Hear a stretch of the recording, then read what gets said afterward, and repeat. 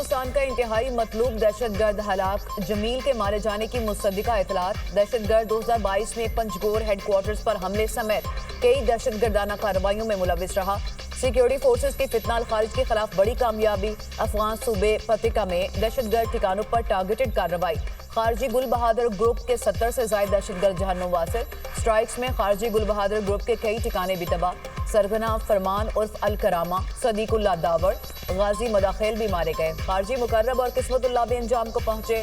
خارجی سرگنا غلام رحمانی عادل اور خارجی فضل الرحمان بھی ہلاک۔ خارجی گل بہادر گروپ افغانستان سے پاکستان میں دہشت گردی میں ملوث ہے۔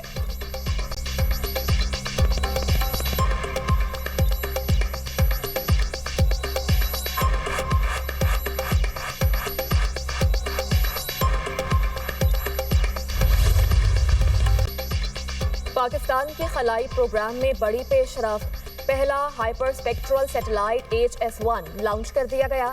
سیٹلائٹ چین سے خلا میں روانہ کیا گیا۔ اسپارکو کے مطابق ہائپر اسپیکٹرل سیٹلائٹ زرعی منصوبہ بندی، ماحولیاتی نگرانی میں مددگار ہوگا۔ جنگلات کی قطاعی آلودگی، سیلاب، گلیشیئر پگھلنے، لینڈ سلائڈز کی مانیٹرنگ میں معاونت فراہم کرے گا۔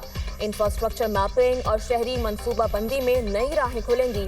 فصلوں، مٹی اور پانی کے معیار کی درست نگرانی میں مددگار ہوگا۔ سیٹلائٹ سے CPAT منصوبوں میں جغرافیائی خطرات کی نشاندہی میں مدد ملے گی۔ رواں سال خلا میں بھیجا گیا یہ پاکستان کا تیسرا سیٹلائٹ ہے۔ پاکستان کا یہ مشن قومی خلائی پالیسی اور وژن 2047 کا ایک اہم سنگ میل ہے۔ نائب وزیر اعظم اسحاق ڈار کی پاکستانی سائنسدانوں اور ٹیکنیکل ٹیم کو پیشہ ورانہ مہارت پر مبارکباد۔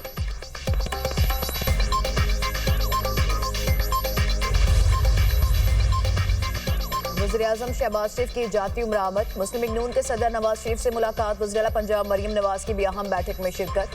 شہباز شریف کی موجودہ سیاسی اور ملکی صورتحال پر نواز شریف کو بریفنگ۔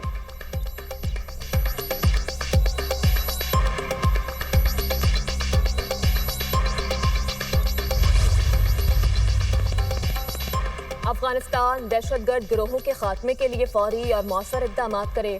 پاکستان کو افغان سرزمین سے دہشت گردی کا سامنا ہے۔ فتنہ الخوارج، فتنہ الہندوستان، TTP اور BLA کے خلاف ٹھوس کارروائی ضروری ہے۔ افغان حکام کی درخواست پر عارضی جنگ بندی پر رضامندی ظاہر کی۔ پاکستان افغانستان میں امن و استحکام کا خواہاں ہے۔ وزیر اعظم سے ملیشین ہم منصب انور ابراہیم کا ٹیلی فونک رابطہ۔ شہباز شریف نے پاک افغان سرحدی صورتحال سے آگاہ کیا۔ علاقائی صورتحال پر بھی گفتگو۔ ملیشین وزیر اعظم کی کشیدگی کم کرنے اور امن اور استحکام کے قیام کے لیے تعمیری کردار ادا کرنے کی پیشکش۔ دونوں رہنماؤں کا باہمی روابط برقرار رکھنے پر اتفاق۔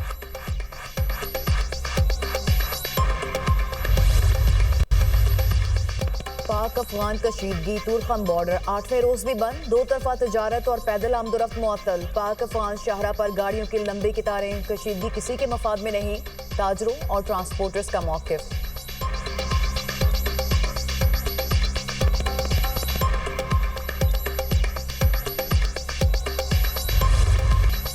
قوم کے شہیدوں تمہیں سلام۔ وطن پر جان نچھاور کرنے والے شہداء کو زبردست خراج عقیدت۔ ISPR کا نیا نغمہ ریلیز۔ ملی نغمے کے ذریعے وطن عزیز کی بقا اور دہشت گردی کے خاتمے کے لیے جان دینے والے شہیدوں کو قوم کا سلام پیش کیا گیا۔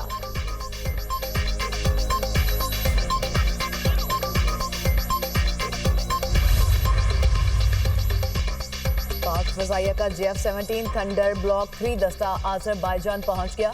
ISPR کے مطابق دستہ دو طرفہ مشق انڈس شیلڈ الفا میں شریک ہوگا۔ طیاروں نے پاکستان سے آذربائیجان تک نان سٹاپ پرواز مکمل کی۔ دوران پرواز فضا میں ایندھن بھرنے کا کامیاب مظاہرہ۔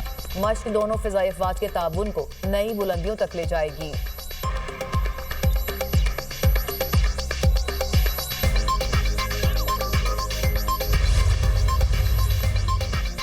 سوشل میڈیا پر TLP حمایت یافتہ صارفین نے انتہائی غیر ذمہ دارانہ مواد شیئر کیا۔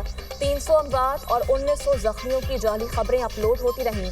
TLP کے احتجاج اور جعلی خبروں کی تباہکاریاں۔ فیک نیوز واچ ڈاگ کی جانب سے تحقیقاتی رپورٹ میں چشم کشا انکشافات۔ 7 سے 14 اکتوبر کے دوران جعلی خبروں کی رپورٹ جاری کر دی گئی۔ دوران آپریشن سعد اور انس رضوی کی شہادت کی جعلی خبروں نے انتہائی منفی کردار ادا کیا۔ کارکنان کی لاشوں کو نالے میں پھینکنے کی جعلی ویڈیوز بھی سوشل میڈیا پر زیر گردش رہیں۔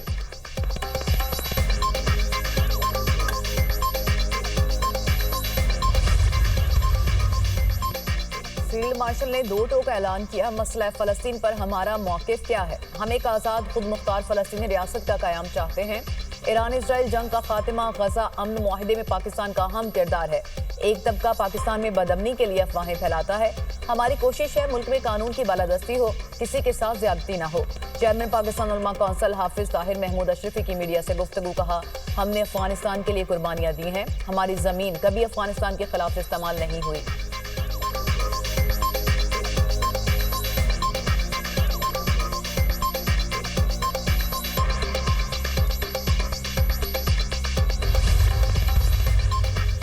لاہور کی فضا پھر سے آلودہ، شہر کا اوسطاً AQI 160 تک پہنچ گیا۔ صوبائی دارالحکومت میں آلودگی کی شرح میں مسلسل اضافہ جاری۔ محکمہ موسمیات کے مطابق تاحال لاہور میں بارش کے کوئی امکانات نہیں۔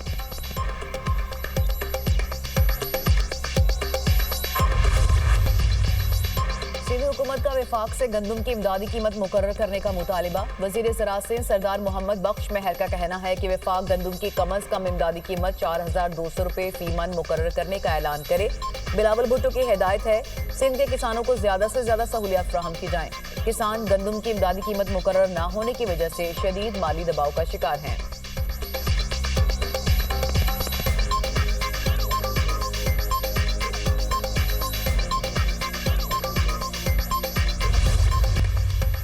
امیر بالاج قتل کیس تفتیش CCD کے حوالے۔ مقدمے کی انویسٹیگیشن کے لیے بنائی گئی GIT ختم کر دی گئی۔ تھانہ چونگ میں درج FIR کی فائل CCD کے سپرد۔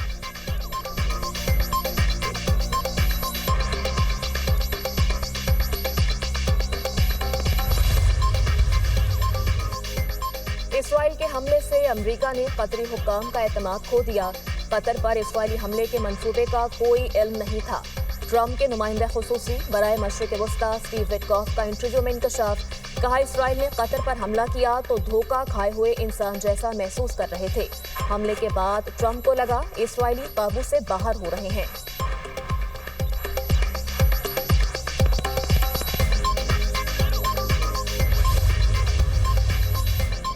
حماس نے مزید 2 لاشیں ریڈ کراس کے ذریعے اسرائیل کے حوالے کر دیں۔ حماس کا کہنا ہے رفح کراسنگ کی بندش یرغمالیوں کی لاشوں کی حوالگی میں تاخیر کا سبب بن رہی ہے۔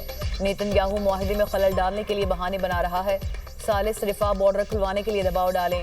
اسرائیلی وزیراعظم کی ہٹ دھرمی برقرار، رفح بارڈر کھولنے سے پھر انکار۔